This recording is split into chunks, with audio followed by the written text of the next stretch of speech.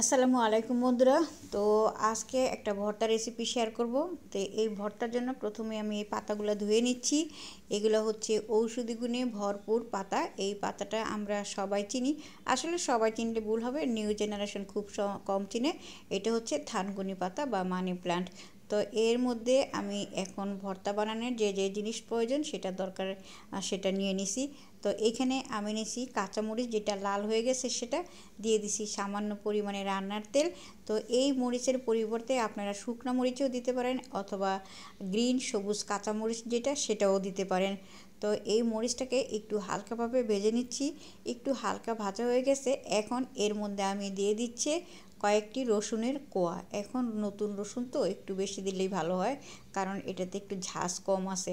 তো এই রসুনের কোয়া এবং মরিচ দিয়ে আমি ভেজে নিচ্ছি। তো এই রসুনের কোয়া এবং মরিচ ভাজা হয়ে গেছে, এখন এর মধ্যে আমি আরও একটা জিনিস দিব, সেটাও ভেজে নিব। তো সেটা হচ্ছে পেঁয়াজ কুচি। তো এটার মধ্যে আমি দিয়ে দিচ্ছি কিছু পরিমাণে পেঁয়াজ কুচি।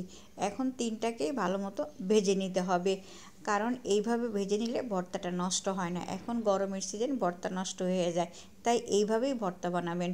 তো দেখেন থানকুনি পাতাগুলোও আমি দিয়ে দিচ্ছি কড়াইয়ের মধ্যে। এখন এই থানকুনি পাতাটাও একটু মচিয়ে নিতে হবে, বা একটু উল্টিয়ে পাল্টে পানি শুকিয়ে নিতে হবে। এর মধ্যে আমি এই পেঁয়াজ, মরিচ এবং রসুন এটাও থানকুনি পাতার মধ্যে একসাথে দিয়ে দিব। তো পাতাটাকে আমি একটু উল্টিয়ে পাল্টিয়ে নিয়ে একটু নরম বা স্মুথ করে নিচ্ছি, বা পানিটা শুকিয়ে নিচ্ছি।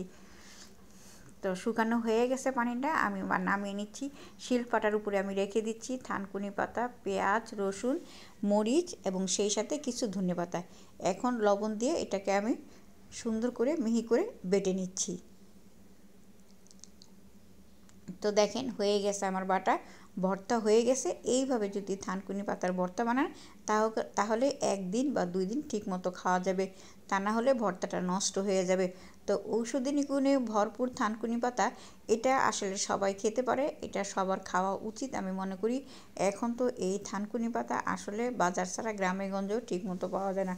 তো আজকে এই পর্যন্ত, সবাই ভালো থাকবেন, আল্লাহ হাফেজ।